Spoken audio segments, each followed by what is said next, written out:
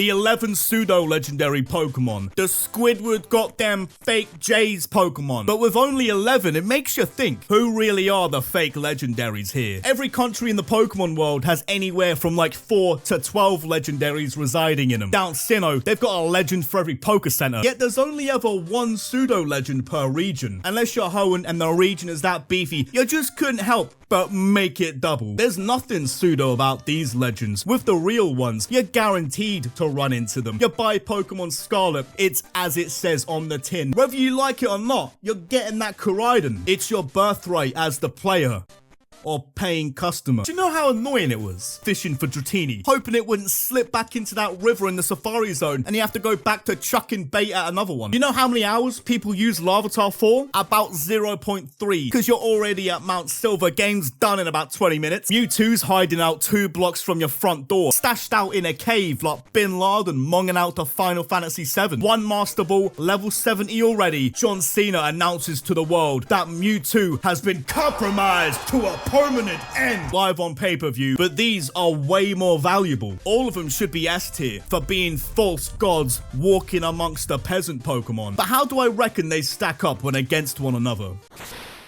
After 9 generations, the most fake, the most fugazi, the most likely pseudo you're gonna be buying down the markets right next to the gangsta SpongeBob shirts has to be Baxcalibur. Everything about this one feels pseudo, but not in the valuable legend sense, because everything that makes up Baxcalibur's gimmick has already been done way better by so many other Pokemon already. You've got Excalibur, Excavalier, Aegislash, Zacian, all of them are giving Baxcalibur the business. Godzilla, Tyranitar's done you in by being about 12 minutes ahead of you in this video. Dinosaurs or just any prehistoric animals, we'd be here for hours. You just spin the wheel. A refrigerator. Rotom could make a better fridge sauce invading a half-melted orange Calippo. And to really outclass your man here, it just had to be another dragon type. It makes sense for one of the rarest types to dominate one of the rarest sets of Pokemon. But Baxcalibur comes in doing it for the 9th time to summarize just how rinsed everything about it is conceptually. The guy feels unfinished. A walk-in bowling pin of a first draft. Fairy should arguably be just as rare, and they've had 4 generations now to conjure us up one. Tinkerton was fully bricked up, all ready to plow, and somehow it didn't secure that 600 base stat bag. Like I've said recently, even Dondozo and Tatsugiri as another combo pair of pseudos is a decent shout. The actual first tag team pseudo legend pair, since Metagross and Salamence, they're more of a mega powers kind of deal, a 2-man power trip kind of gimmick, just 2 main eventers being main eventers. They're not about that tag team life. They don't strike me as the sort who link up for a bit of top golf. I reckon this could have been salvaged massively if it built on Arctibac's design properly. The dragon thing I can let slide if it leaned more towards the dinosaur side of dragon and not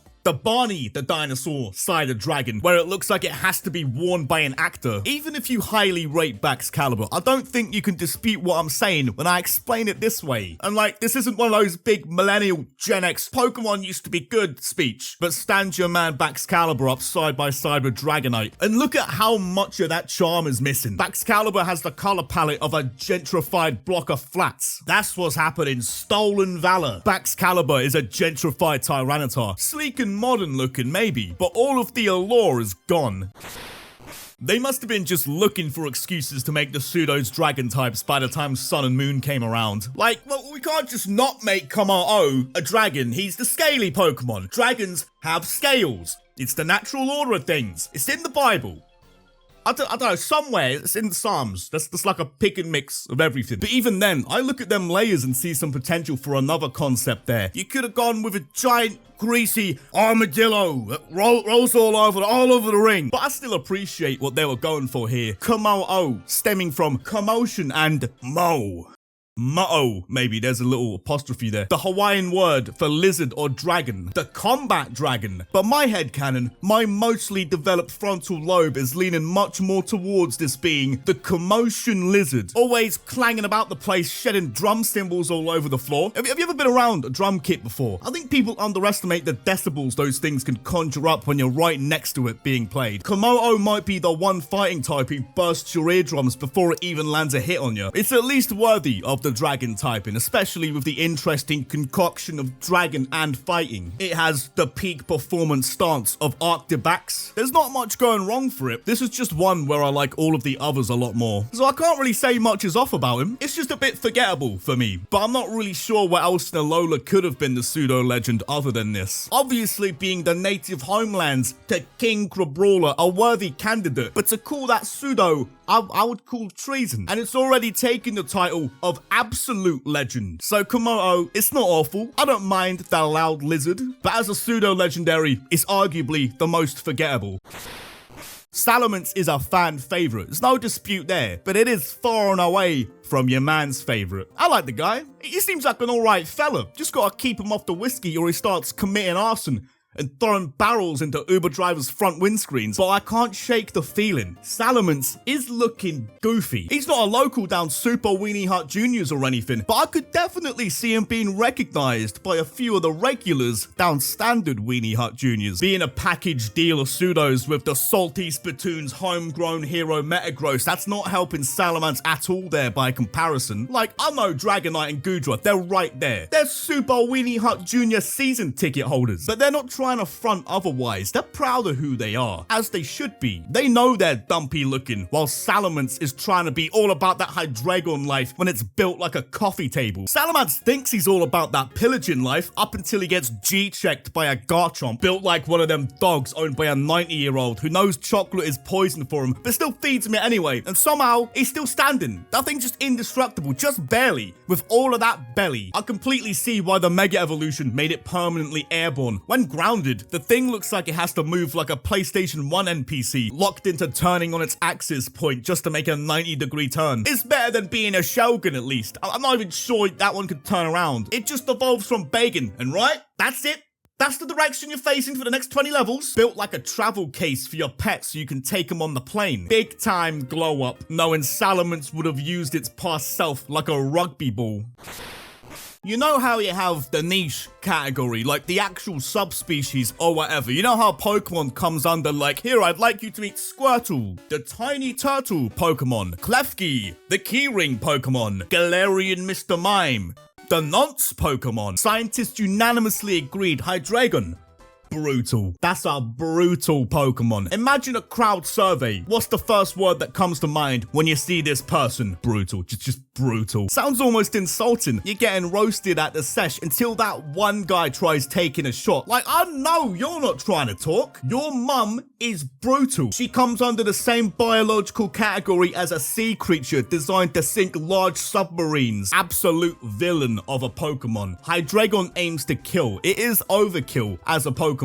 It sees your HP is at 0, but that's not enough for him. It just keeps attacking. The battle isn't over when your HP is at 0. It's over when I'm not angry anymore. Which is a big ask for him, by the way. Just a minute of not being angry. Like asking Dragonite, just for a minute, could you not be orange? Can we request just a smidgen of tranquility from your man? Oh, Hydreigon, you're sending us west. Alright, just 1 second of peace and quiet in this house. All I want, just 1 second. Can you pack it in with a destruction for 1 second? Just one humble slice of decorum. The heads on its arms don't have any brains. The central head is the brains of the operation, and the other two exist only for pure carnage, I guess. They have the sentience of a motion sensor light and consume anything that's within a scrannable radius. The real head is actually very intelligent, but all it thinks about is destruction. Rough upbringing and all that. You know, if only his area had a solid youth center.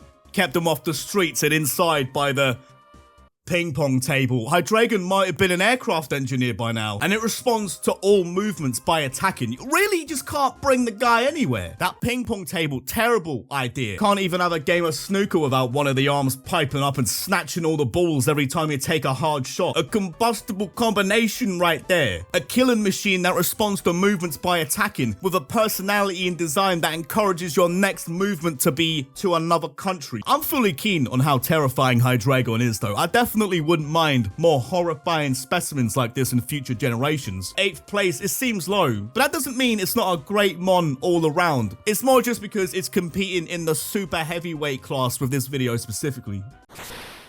So many of these pseudos are just drywall smashers. It's all about how Salamence goes on a big old rampage, chucking Xbox controllers at the wall, or how you look slightly in Hydreigon's direction and it just saw red, bro. But the Goodra boys are a good pair of boys. An amazingly friendly Pokemon. You don't hear that too often with Pseudo Legends. After a slew of history-erasing monsters, Goodra coming in at Gen 6, bringing back the Pseudo Legend template of Chubby Village Oath, and then doubling up with the Hisuian form. Both of these are cut from a different cloth as Pseudo. Not even a cloth.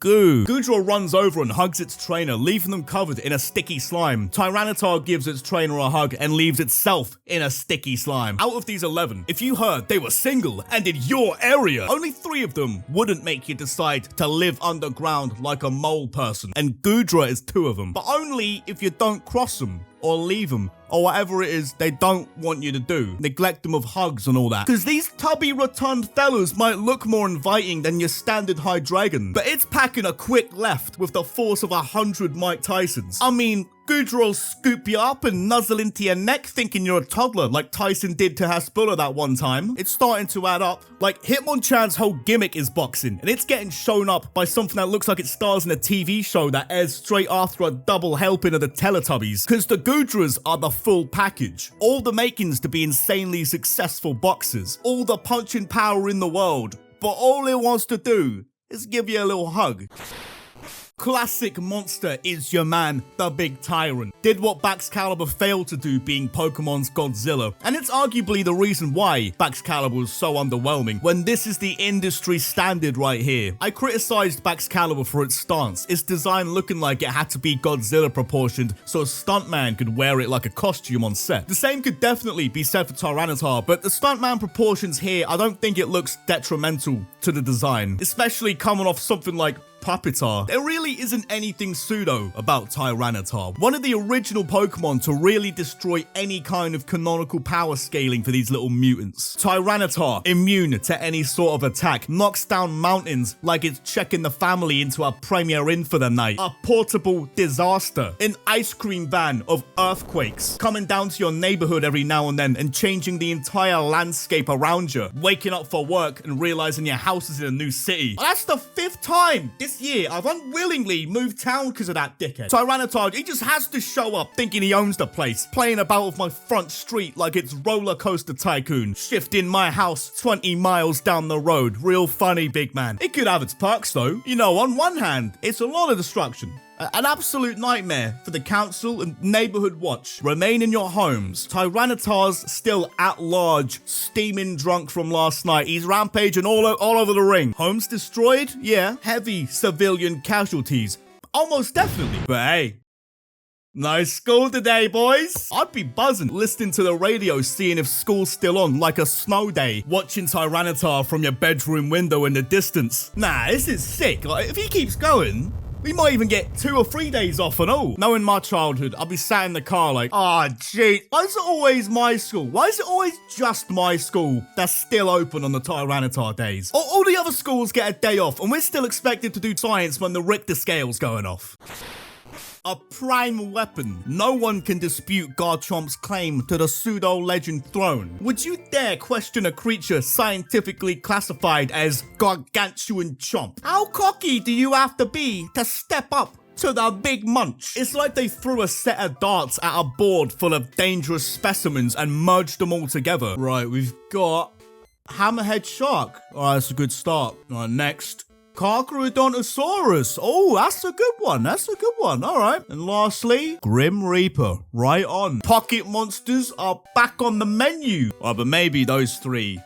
It's a bit too threatening, isn't it? Too dark? You know, it's still a Japanese creature meant for small children. I'll throw one more dart at the fun board instead to balance it out a bit. All right, let's see. Landed on Easy Jet. So it's Hammerhead, Carcharodontosaurus, Grim Reaper, Easy, chap. Alright, this has some legs. Let's get designing, boys. I don't even think you need to look at Garchomp to know it's packing a 600 base stat. I reckon you could smell Garchomp from a mile away and already know it's a pseudo legend. Like sensing Freezer arriving to Namek. Out of all Pokemon discovered in the Hisui region, there are many reasons why humanity in that region is hidden away in one remote village in the bottom corner of the map. And Garchomp makes up for about 70% of them reasons. An airborne hammerhead dinosaur Grim Reaper shark flying about at max speeds consumes entire flocks of bird Pokemon whole. You wouldn't even know what's happening to you with that coming towards you. Teeth like razors and you never have to chew. At max speeds flying into them, it'd feel the same as eating dust. It might as well consume those bird Pokemon off the end of a key. I can't even complain that Gen 8 went with another dragon type that late in the franchise. You can't help but let it slide when it's got the dirty combo of being a ghost type as well, because it's still leagues ahead creatively than a lot of Pokemon out there. Dragapult throwing his name in the hat for Father of the Year right next to Benoit, using your own kids as like torpedo ammunition, the ultimate expendable resource. Children. Can always just make more of them, eh, Dragapult? It's easy. And it's not just shooting them out for fun, like pushing them high in a swing. This sneaky demon is shooting them out of its forehead at the speed Garchomp flies. So Dragapult is on another level of speed. Blitzes past the supposed Mach speed Pokemon. I reckon he flies about getting all the best Sky Scran before Garchomp even has the chance to eat anything. By the time Big Munch makes it to where all the tastiest birds would have been, Dragapult's already consumed a lot of them. All the chicken nuggets roaming the sky, and Garchomp showing up late eating nothing but clouds. The sky's equivalent to the broken McFlurry machine.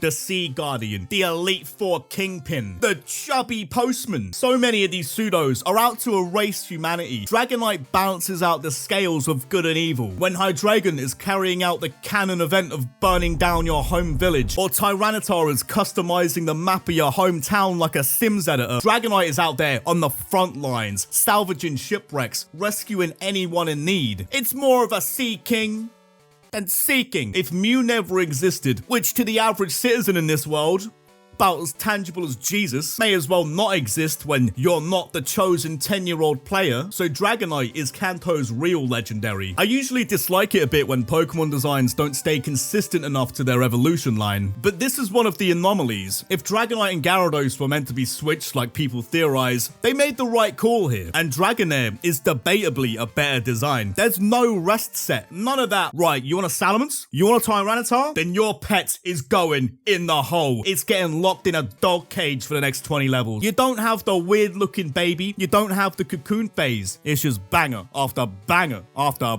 banger. Dragonite is just peak Pokemon. Absolute classic. You love to see it in this sport. You really do.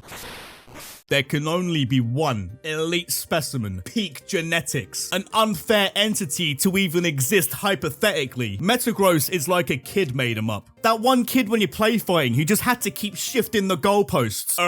No, I'm not dead because actually I've got super strength, super speed, big claws, laser eyes, steel armor, psychic powers, I've got four supercomputer brains, and I can actually fly, and also when he killed me, by the way, I was mega evolved, so yeah. I also have 4 arms, and I've got a giant big mouth that eats things on the underbelly, and I've got a big X on my face. The guy's one notch away from coming with karate chop action if your wedge is back in. He has a string in his back, and when you pull it, he says nuclear launch code. Some pseudo legends are questionable when it comes to their status. Metagross doesn't need the ID. Quite frankly, I think everyone's a bit too afraid to ask. Gets free drinks at the Salty Spittoon on a first name basis with the owner, a local legend. The place has photos on the wall with him shaking hands with Richard Nixon in 1971. Metagross checks off everything humanity fears. Far too advanced robotics, AI sentience, UFOs, spiders, and most of all,